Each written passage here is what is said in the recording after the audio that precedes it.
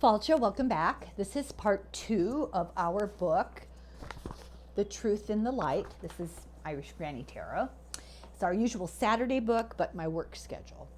And before I forget, I thought I would mention, as so often happens, I will plan a video and I'll write it all out and I'll sit down and record it and I'll hit upload, and then I'll go into my room and I'll put on YouTube and watch some of my favorite readers. And it is uncanny how often Denise Siegel and I do the same subjects, slightly different point of address. We share a lot of common views, but we'll look at them from a slightly different angle. But it's the same subject. That freaks me out. I tell her she has to stop reading my mind. And it sometimes happens with other readers. And I noticed a day or two ago, I was so frustrated. I thought, darn it, I was hoping this was going to be a little unique, something different, a departure, right? And up pops Intuitive View. And what's Kim doing? Interviewing a guy who had a near-death experience. So I would recommend it. I haven't watched it yet. I didn't want to take the time away from finishing the book. I wanted to get this book out there for all of you, and I'm going to watch that this weekend. I'm really curious to hear what he has to say, and I betcha it'll be interesting. So before I forget, watch Kim Carey Intuitive View, where she interviews a guy who had a near-death experience, and also on YouTube, if you put in Dr. Peter Fenwick, there are several interviews and discussions with him, and he is a fascinating man, so interesting. I would strongly recommend that. And I'm sure as we move along, more references will come to mind, and I'll let you know. But let's continue with our book here while we're at it. So chapter 3, and this is called Out of Body. In 1987, Dawn Gilbert from Northampton General Hospital reported this experience. She had pneumonia, and they had to do a tracheotomy. Now remember, this is a long time ago, and 1987, they had ventilators, but I don't know what they were doing in England, surely, I know that they were equally on top of the newest stuff, but I don't know what the situation there was. So she was in a situation where she needed a ventilator anyway. They did a tracheotomy, where they do an external cut into the windpipe. The next thing was I was above myself near the ceiling looking down. One of the nurses was saying in what seemed a frantic voice, "Breathe, Dawn, breathe." A doctor was pressing my chest. Drips, IVs were being disconnected. Everyone was rushing around. I could not understand the panic. I was not in pain. Then they pushed my body out of the room to the theater, the operating room. I followed my body out of the intensive care unit, and then left on what I can only describe as a journey of a lifetime. I went down what seemed like a cylindrical tunnel with a bright, warm, inviting light at the end. I seemed to be traveling at quite a speed, but I was happy, no pain, just peace. At the end was a beautiful open field, a wonderful summery smell, like winter, summery smell of flowers. There was a bench seat on the right where my grandpa sat. He had been dead 7 years. I sat next to him, and he asked how I was and the family, and I said I was happy and content, and all of my family was fine. He said he was worried about my son. My son needed his mother. He was too young to be left. I told Grampy I didn't want to go back. I wanted to stay with him. But he insisted I go back for my children's sake. I then asked him if he would come for me when my time came. And he started to answer, "Yes, I'll be back in 4, and then my whole body seemed to jump.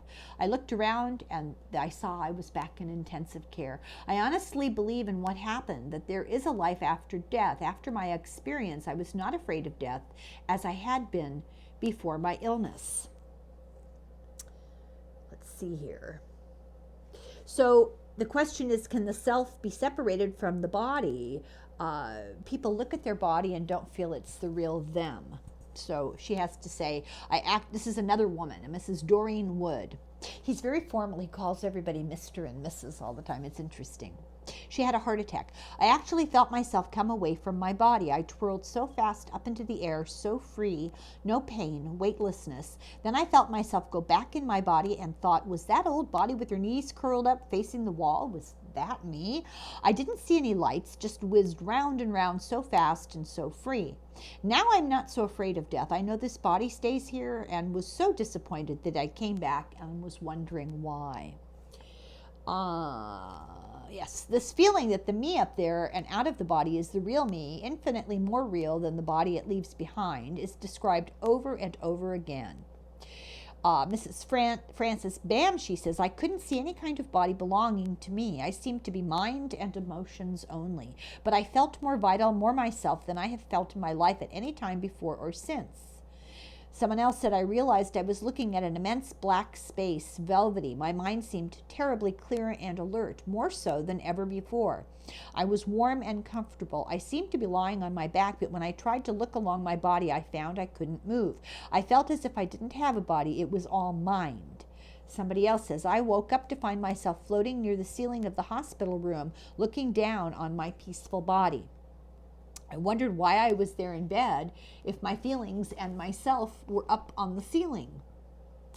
2/3 of near-death experiences include this out-of-body thing. It's the most commonly mentioned characteristic of the experience, where 2/3 look down on their body and they feel dispassionate, divorced from the actions below, free from pain, and not emotionally attached. This guy says, I was exhausted. I felt I could no longer bear the pain. I fell backwards onto the pillow, and then I seemed to be looking down at myself. I could see all about me, and looking over toward the window, I could see children playing in the garden next door. Yet that was something I couldn't possibly have seen from the bed. I looked so peaceful, and I can't describe the marvelous feeling that I felt. And then there's this other description. I remember floating in a very dark tunnel with a brilliant light at the end, and when nearing the light, I called out. I thought, please let me die quickly. I felt so ill and had much too much pain. A deep voice, which seemed to echo in the tunnel, said, who are you to decide when you die? And I turned and floated away from the light. I then had this looking down from the ceiling feeling, knowing that it was my body that people were working on. They appeared to be lifting an eyelid, and then a male voice said, she'll make it now, or similar words, and I realized I was to live. So I quickly poured, it is the only way I can describe it, poured myself into the body from the head. So there's this temporary release from pain, which is universal in the experience. And some people found that the near-death experience itself dramatically reversed their illness that they had. Let's see. Minutes before, I had been delirious and throwing myself around the bed. When I awoke, my temperature had gone, and I improved rapidly from that night. The doctor was amazed at such a dramatic recovery.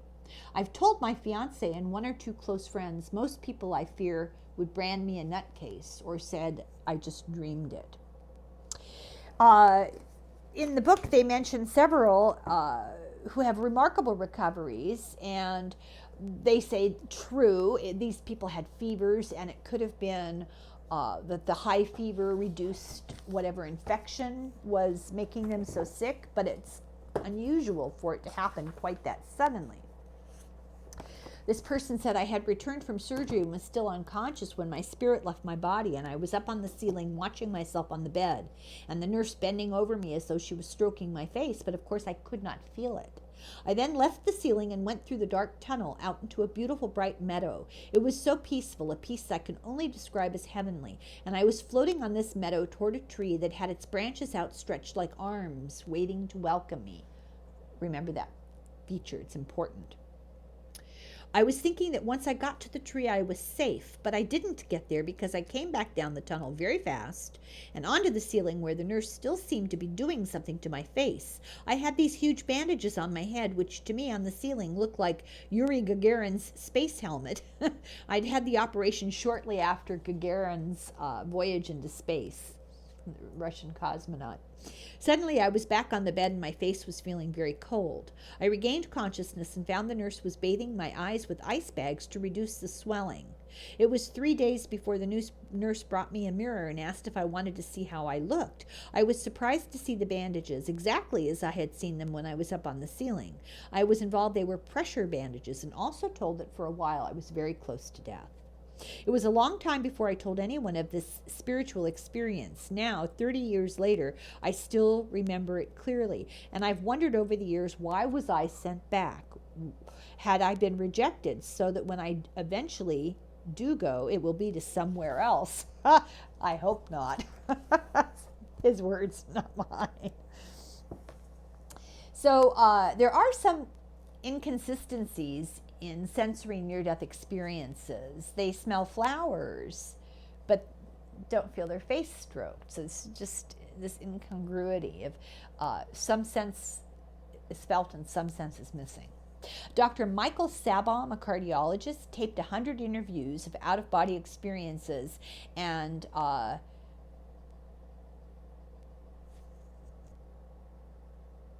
and asked, what did people know? What went on? And how did it, what did they experience and how did it compare to what you see from a generic resuscitation on the television? And he got some interesting results. This woman said she not only met her dead father, but her partner who was still alive and very close to her. I was outside my body floating overhead. I saw doctors and nurses rushing me along the corridor back toward the operating theater. On arrival there, the gynecologist who performed the operation was thumping my chest.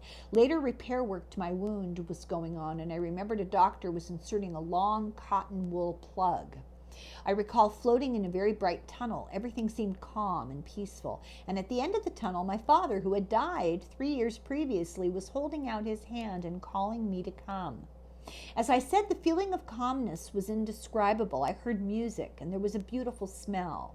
I stopped floating a few feet before I reached my father, and then I heard somebody calling me. I turned and saw his face at the other end of the tunnel. It was the man she was living with. I remembered the doctor removing the cotton wool plug.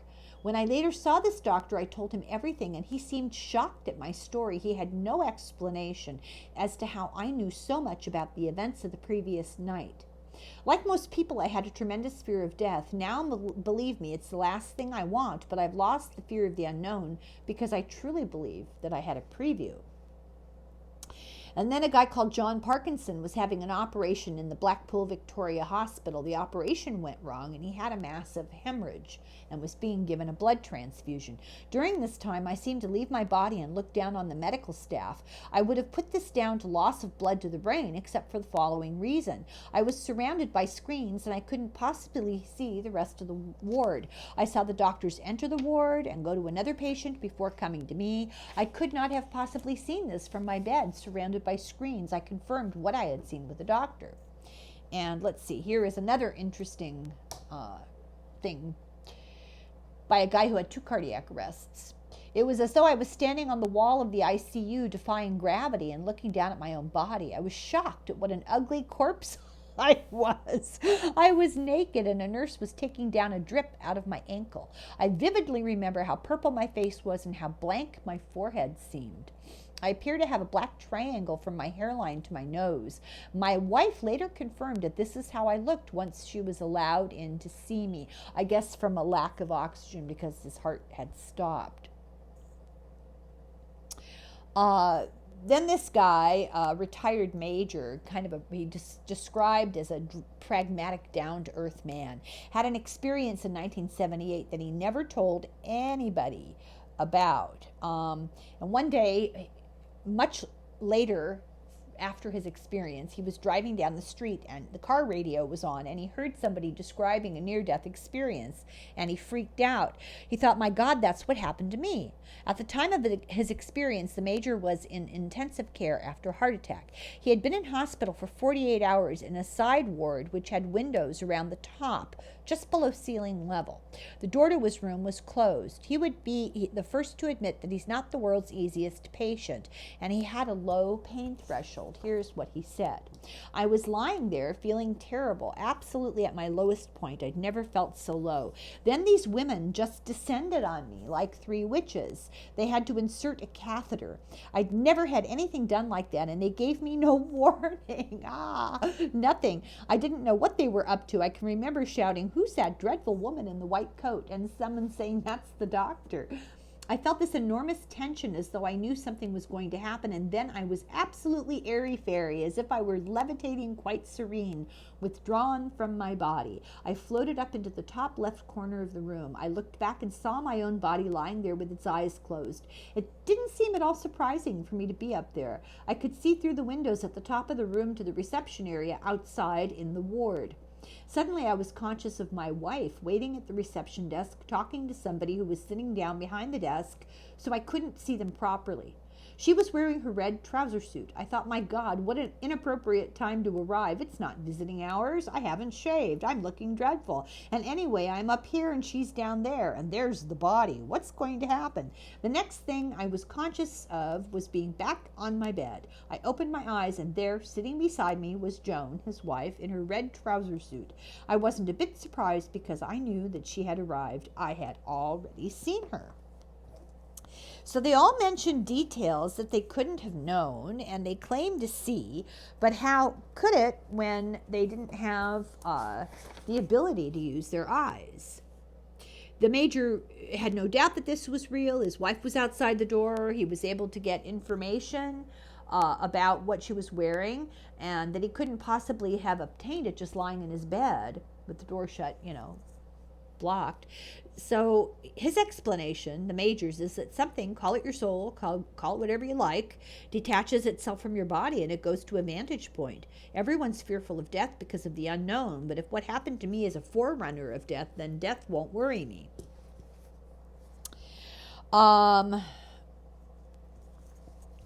So they're all seeing things that they shouldn't be able to see because they're not in a position to view them.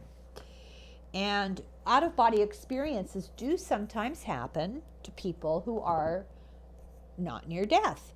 LSD, other kind of drugs. Some people can meditate themselves into an out-of-body experience. Severe anxiety attack. And sometimes they just happen spontaneously, and that's more likely to happen to somebody who's had it happen before.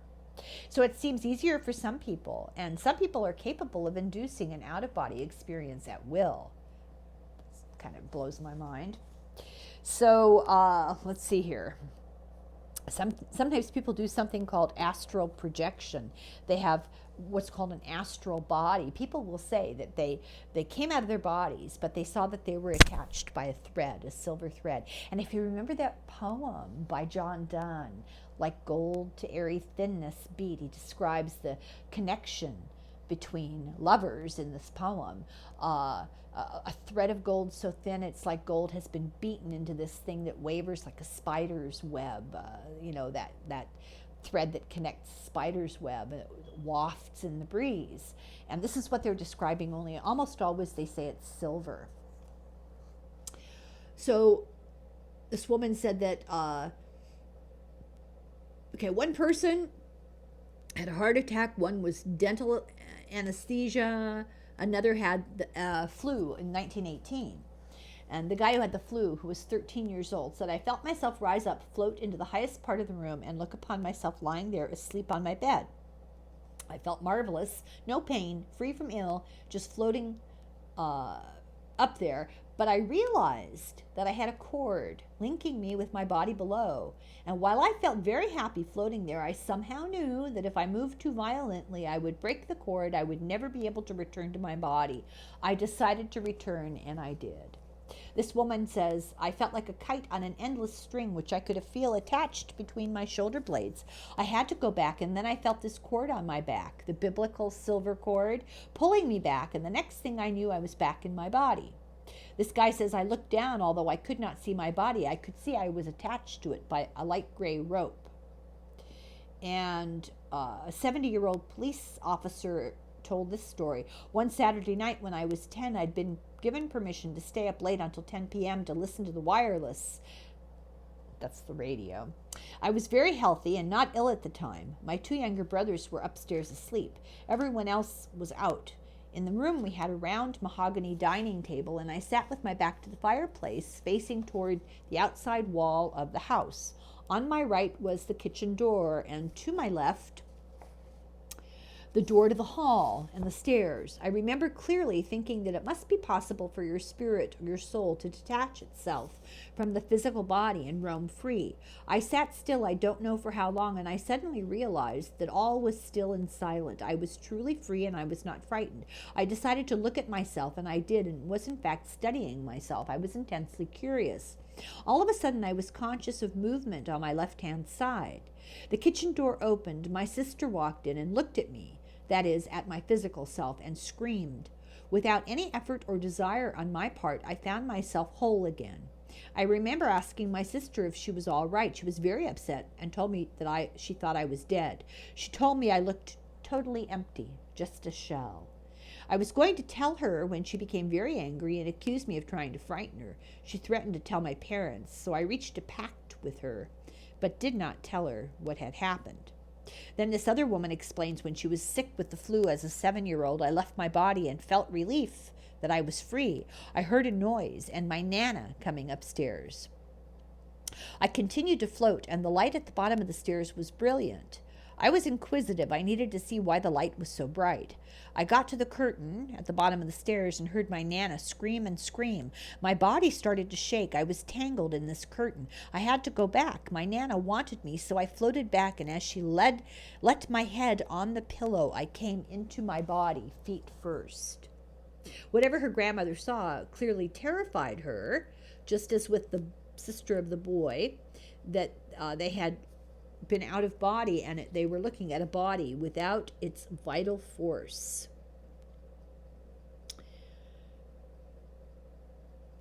Okay, I'm looking to see if there's anything else here that's not a repetition.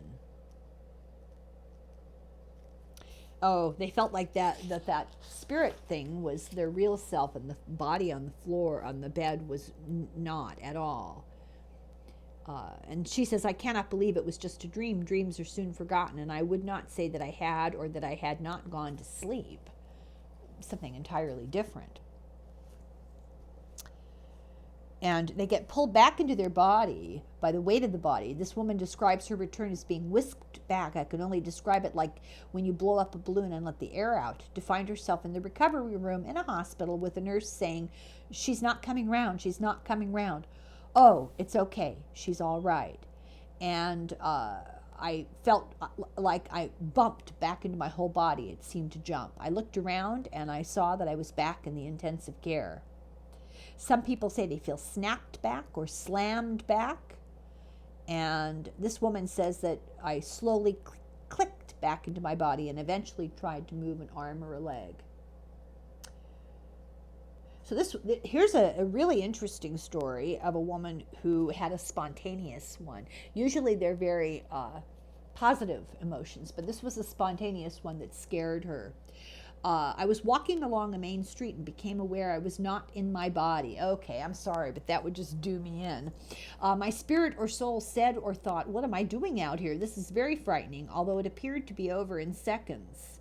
It's very rare for that to happen, but in general, it seems this being afraid only happens when they're spontaneous. Yikes.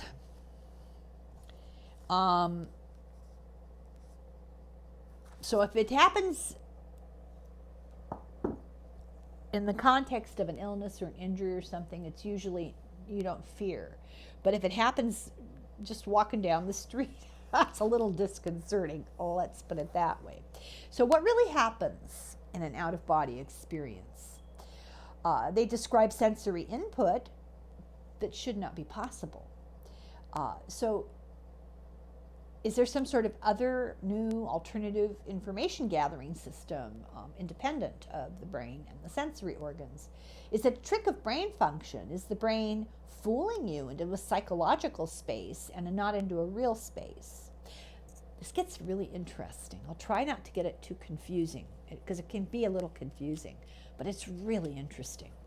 So body images created by the brain and damage to certain areas of the brain can alter your body image. For example, damage to one part of the brain that recognizes faces can mean people, like if you have a stroke and that part of your brain is damaged, when you come out of it, you won't recognize people's faces. People you've known all your life, you won't recognize them.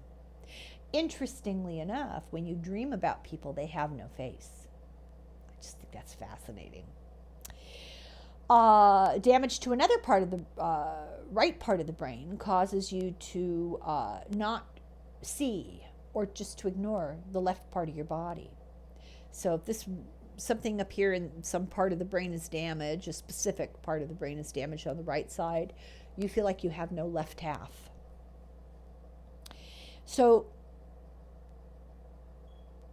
these out-of-body experiences don't describe anything that sounds like brain malfunction. Everything seems to be tooting along just fine. People look the same and things look the same. It's a weird experience, but there's no indication that people don't have a face or half their bodies are missing. There's not damage to a specific area of the brain.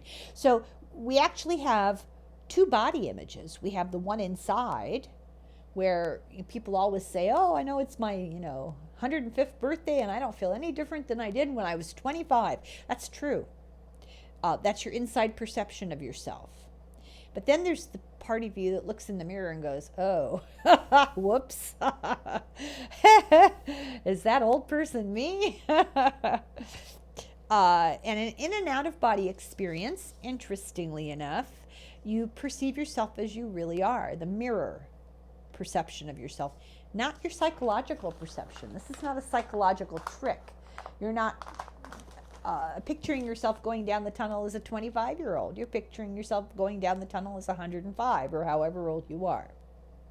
So there's a story about a guy called John Bowens in 1942. He was in North Africa in the war, and he was attacked by German planes. And there's an interesting story of what happened to him, which I'd like to read. Bear with me, because it's really difficult to synopsize this. So there was a German plane coming on a bombing run. I'm not sure whether I saw the bomb leave his belly of the plane, but at that moment I had a very vivid impression of my Irish grandmother telling me what to do if a Zeppelin dropped a bomb on you. Just a sudden memory from my wartime childhood. This is World War I. He's remembering. He's fighting in World War II. Probably a memory, but it electrified me into action. I flattened out like a lizard on the sand, scooped out a hollow for my head, put my fingers in my ears, and opened my mouth. Now, there's a whole preface to this where he's describing the context of it. He's in the desert in North Africa. The Germans are bombing them. They're on the ground. He's not in an airplane. They're on the ground. The Germans are in airplanes. And there are people to his right and left, which is important to the story. So I instantly was enveloped in a cloud of beautiful purple light and a mighty roaring sound as if a great Atlantic roller wave was breaking over me. And then I was floating as if in a flying dream and watching my body some dozen feet below, lifting off the sand and flopping back face downward. I only saw my own body. I was quite unaware of the two Sudanese lying beside me. I was talking to myself with a quizzical sense like a rabbit, I said, or thought, recalling. Thinking about my early days out shooting with a farmer friend. But then I was gliding horizontally in a tunnel. It reminded me of the entrance to the pharaoh's burial chamber in the Pyramid of Giza, but it was not dark and rectangular, but rather like a giant, round, luminous culvert, constructed of translucent silken material, and at the end a circle of bright, pale, primrose light. I was enjoying the sensation of weightless, painless flight, but I remember saying to myself, if this is death, it's rather dull. But I had a feeling that it would be more interesting when I reached the light. I would like to think that I felt some nostalgia for Sheila, this is his wife, and her son, the son that I would never see, but I cannot be sure of this. However, I became aware that I was being sucked back through the tunnel into a body and felt rather unpleasantly heavy, that the sun was burning my back, and that I was trying to pick out a small piece of gravel that had penetrated the flesh of my thumb. I suppose I cannot have been up there for more than a few moments, because the plane was still firing at us, and a cannon shell knocked a saucepan off the truck above my head. This troubled me not at all. Indeed, I seemed to have lost all sense of fear. I won't describe the next bit, but the people next to him had been blown up, and it's really awful. It's quite clear that he was out of body during this event, and his grandmother's advice, always listen to your Irish granny's advice, is all I have to say. So in these experiences, pain is almost entirely absent, and pain, we know, is entirely created by the brain. The ergo, is this then not just the result of brain malfunction? Is it disassociation, like some sort of ceremonial traditions?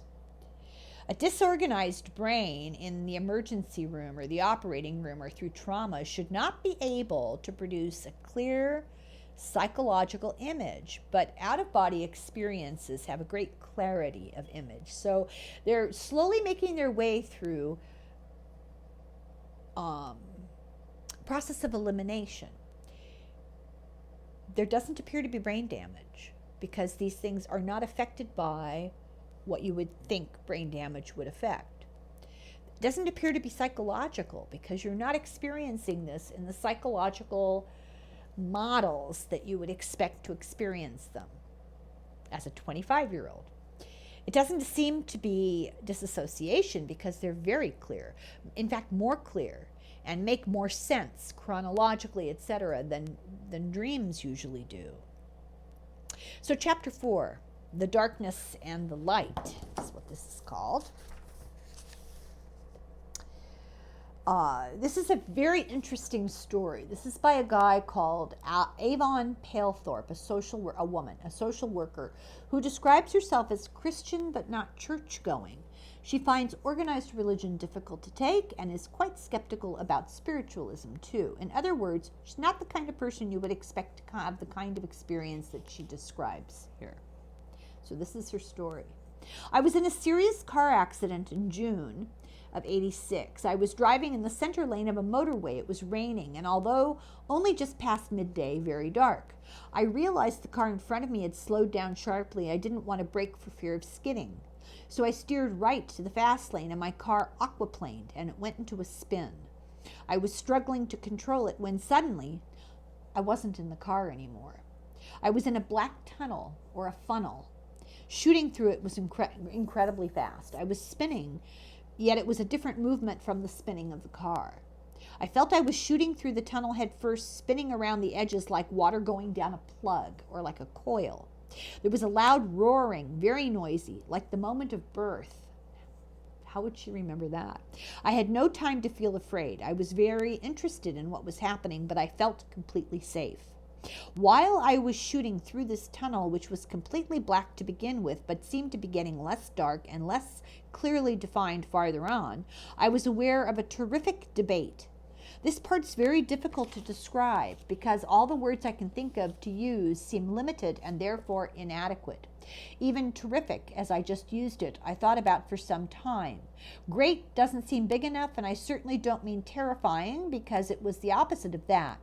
So the words I'm using are the only nearest I can get to what this was like, not a definitive description. Around me, as the tunnel began to lighten, there were presences. They were not people, and I didn't see anything, but I was aware of their minds. They were debating whether I should go back. This was what made me so safe. I knew that I had absolutely no responsibility to make any decision. This is an almost unknown situation for me, and it was wonderfully liberating. I also knew I could not influence what decision they made, but that whatever it should be, it would be right. There was total wisdom and goodness in them. I did not hear voices or words, so I didn't know how I was aware of this discussion, but it was not only one presence, it was as if there were many minds gathered on each side into one, and these two debated the decision about me. I didn't know the outcome, but I was intensely interested and peaceful, and then there was nothing. Then I opened my eyes, and I was astonished because I was in my body in the car, and I had not expected to be. I thought, oh, they put me back, and I think I was a little disappointed, and I heard a sort of an echo from the minds, which gave me to understand that I did not have permission to go yet because my children only have one parent. It was quite right, of course, but I have to admit I had not thought of them at all. I can only have been away from my body for a short time, but it was strange to be back in it, almost as though I had to reacquaint myself with it. It was a surprise to me to realize how clearly I felt myself to be myself without my body. I don't know if that makes sense, but what I'm trying to say is that I had not known before that I was divisible from my body. I suppose I had believed that an individual, as that one unique person, is a soul and a body combined, and that when the soul leaves the body, it may still exist, but not as that person anymore. But when they put me back in my body, I realized it was the vehicle for my being. I was still me when I wasn't wearing it. I was back in the car, which had come to a standstill across the fast lane with the driver's side towards oncoming traffic. I saw a white car approaching fast, and I knew we would be hit. But because I knew I would not be killed, I had time to think that my mechanic had told me of the steel-reinforced bar through the door and to wonder how it would save me. In fact, I learned afterwards that this car swerved and avoided us, but the car behind crashed into us. The crash knocked me deeply unconscious, but when I came round the second time, I was not surprised because I knew it was all right. I was only surprised later in the hospital that the doctors were so worried and dashed around and worked so feverishly on me because I knew it had been decided I should live. I tried to tell them it was all right and I wasn't going to die, but they didn't understand. Okay. So only about 51% of these people who have this experience see a tunnel with a light at the end of it. And you can measure the time of the event that happens, and the time of the event in real life is not the same as the time passing in the experience. She sensed a stretching of time, and that's very common in out-of-body experiences. And the experience of the light has the most meaning in a near-death experience, and it is equated with the knowledge of peace and love. And this happens in 72%. It's a compelling thing, like a magnet. It draws people to them. It's white and golden and warm, but it's not the kind of light that hurts your eyes. And they all seem to know that if you enter it, you're not coming back. And interestingly, people all say, you know, I ceased to care about the people in my life in the sense that I still love them, but I didn't feel like I needed to be there for them. They ceased to matter. So that's kind of interesting. They had to be encouraged to return. 59 years ago, this woman says, 15 years ago, when I was 59, I had a heart attack. An iron band around my chest was getting tighter and tighter. The doctor came to her house. They used to do that. And when he left to ring for an ambulance, he warned me not to move on any account. Then everything became warm and bright and light and beautiful. The iron band was gone, and I was traveling along a tunnel. It was light, light, light. I didn't move my feet. I just floated, I suppose. But it was calm and peaceful and lovely. Gradually, there was a brilliant light at the end, really brilliant, and I knew I was going right into the growing heart of that light. But then I saw a group of people between me and the light. I knew them. My brother, who had died a few years before, was gesticulating delightedly as I approached. Their faces were so happy and welcoming. Then somehow my mother became detached from the group. She shook her head and waved her hand like a windshield wiper, and I stopped and I heard the doctor say, "She's coming round." And I was in my bed, and the doctor and my husband were there. My first words to the doctor were, "Why did you bring me back?" About 25% of the people who do this are aware of a spiritual presence. Even strong Christians who have this don't associate it with Jesus. It's much broader sense. And religious people who have this, you would expect that, they'd see, I don't know, Buddha, Jesus, whoever. No, they see a much broader spiritual entity, neutrally spiritual, a sense of an entity.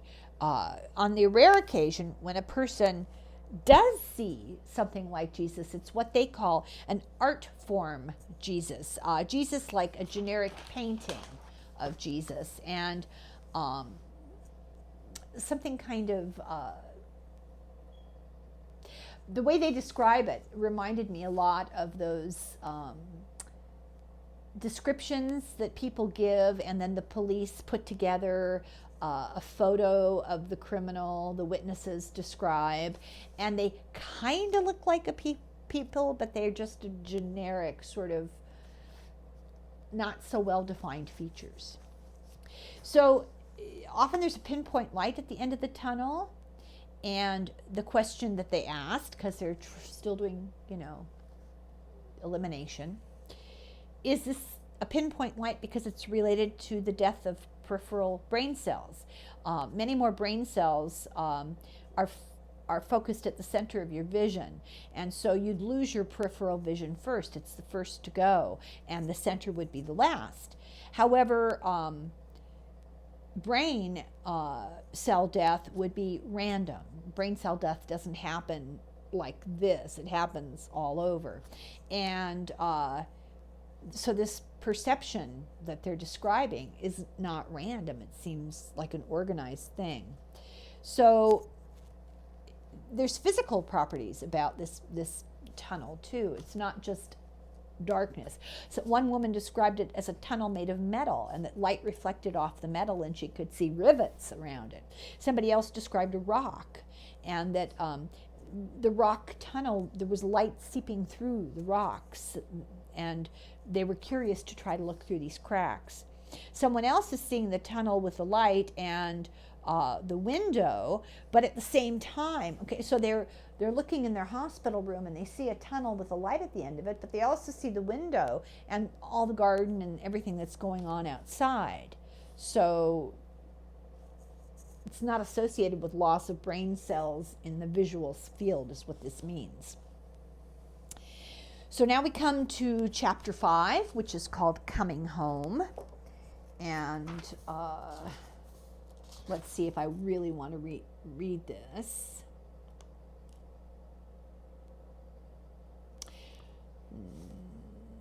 Here's the experience of a woman who had a near-death experience during childbirth. She had watched a television program on near-death experiences and was struck by the ways in which her own experience differed from these TV descriptions. She said, "I saw nobody. I didn't hear sweet singing. I didn't hear music. I didn't see magnificent gardens and landscapes. I didn't look down at my bodily self." She said the only memorable thing about the experience was absolute peace, the oneness, the completeness. She felt that words just weren't adequate to describe this experience, and she describes a sense of timelessness. She felt as though she were being transported back into another dimension which had been there all along, as if I were going home. So familiar was it to me. She sees the experience as a very real journey into the realm beyond. The knowledge of it has never left me, never faded or diminished over past years. And she was a practicing Catholic, but had none of the visual imagery or encounters from the spiritual world that you would expect. But it was described by them as a deep spiritual experience with lasting significance. And the important factor in this was the sense of coming home, and that birth, life, and death were all a departure from their underlying consciousness.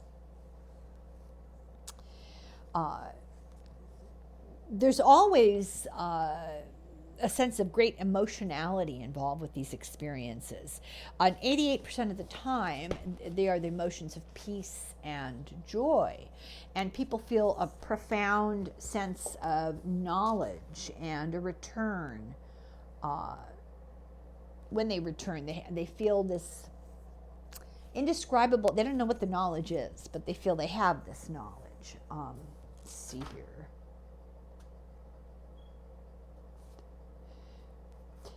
and this person says, religion, no matter what denomination, plays no part in what I experienced. I would like people to be encouraged to be unafraid of death. I have a completely different attitude to the after death after my experience. So they use the word ineffable, indescribable, not lost for words. More than 25% describe an idyllic landscape of flowers, birds, colors, music, aromas, friends, relatives from the past. But they're prevented from entering it, and they feel disappointed and frustrated.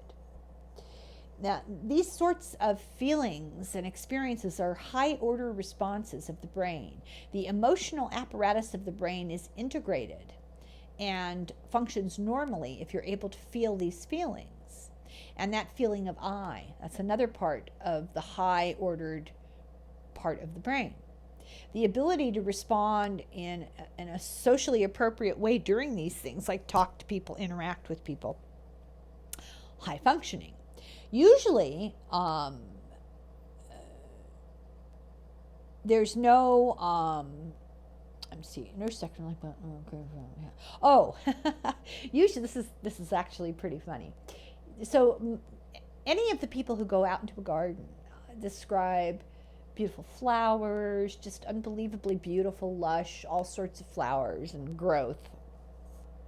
One guy described a really dense and fruitful cornfield. But in either case, there's no insect life. But on some occasions, people will encounter family pets. And there's a high level of consistency of this vision of family pets. And they're within the garden. And they're saying, are we more culturally influenced by the story of the Garden of Eden than we actually realize or that we want to admit? I mean, what is this all about, this beautiful garden? And I have a passage marked off, but if it's just describing a garden, I'm not going to...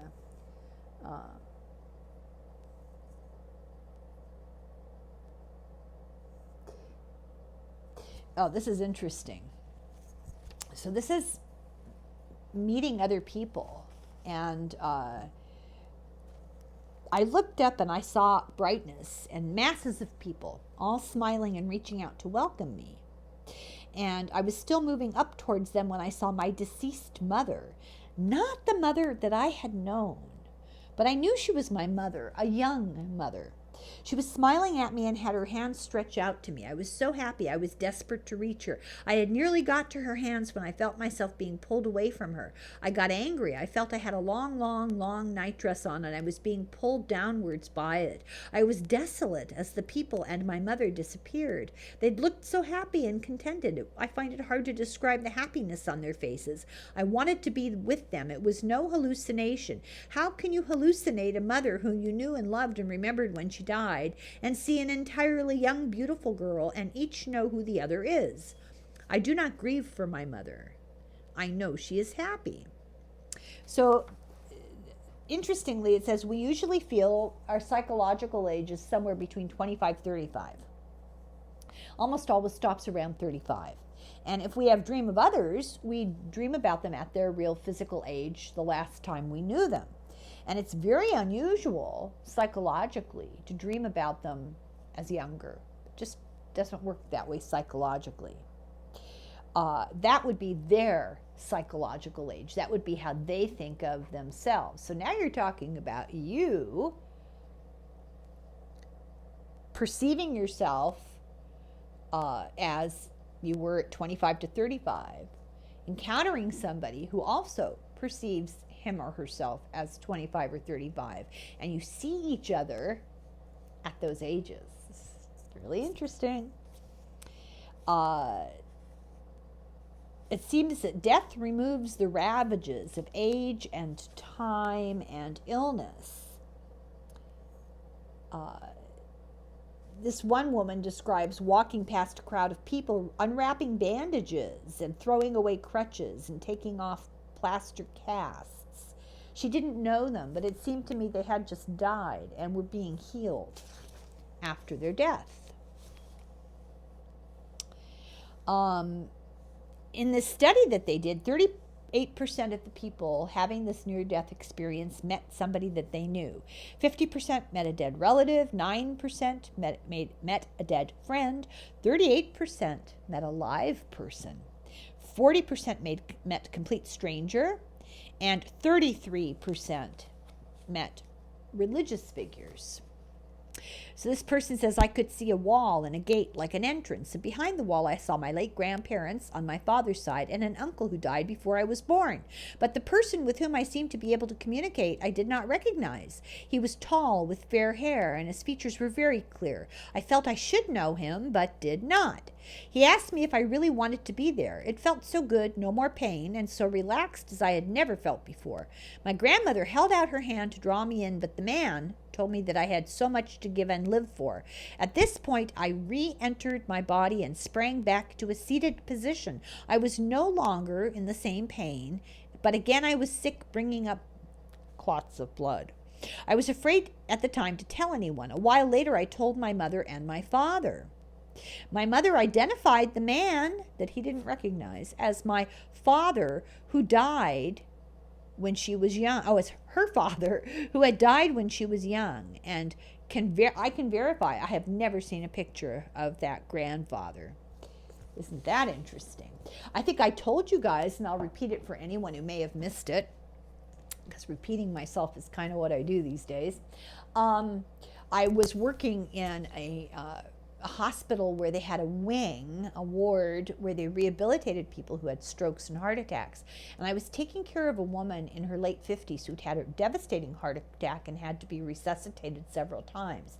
And she told me of her near-death experience where she went down a tunnel into a light, into a field of her favorite flowers, and encountered already dead relatives, and they were holding the hand of a little girl, and she did not know the little girl. And it wasn't until later, after she'd been resuscitated, recovered, and was in the rehabilitation center, she told relatives about this and found out she'd had a sister who had died that she had never known about.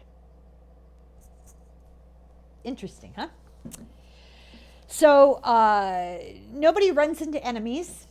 Nobody runs into someone they didn't like a relative they really hated. Doesn't seem to happen. Is this because we're exercising wishful thinking during a near-death experience? Hard to know.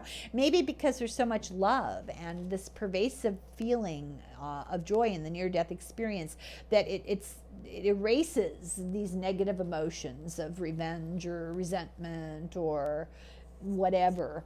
And some people had strange encounters for the particular person.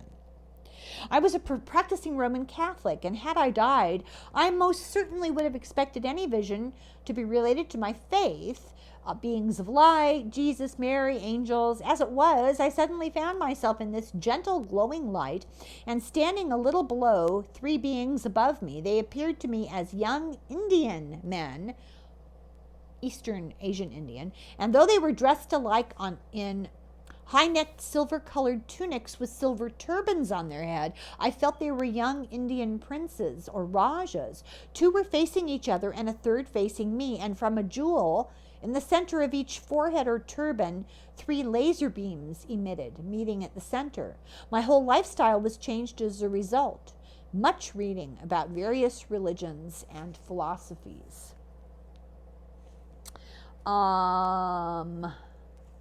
Yes, I do want to read this. I was floating in total blackness when far ahead of me I saw a wrought iron gate, a tall church-shaped window-shaped gate which was open.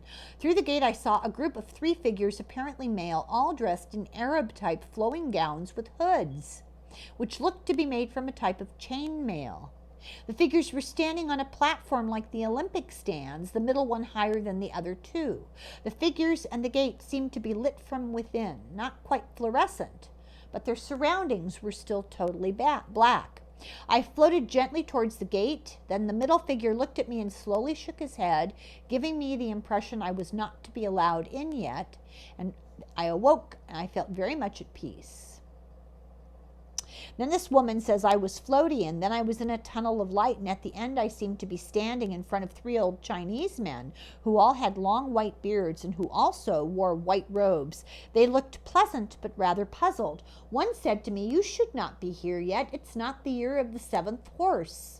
I remember waking up and feeling so well I asked for tea. The doctor called in later and said he thought that I might have needed to be taken to a hospital, and he was amazed to see me up and about.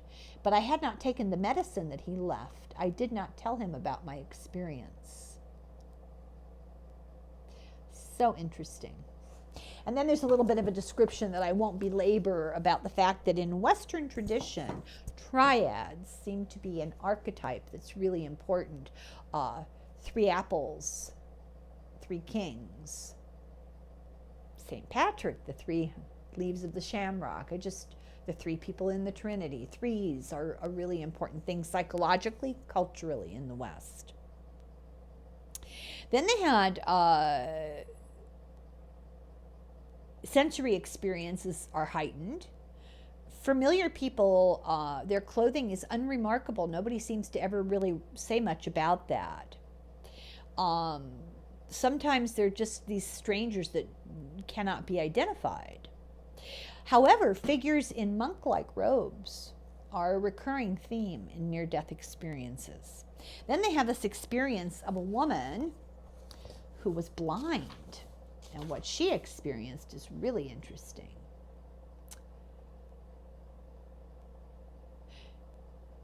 She'd been a premature baby and blinded by too much oxygen in her incubator.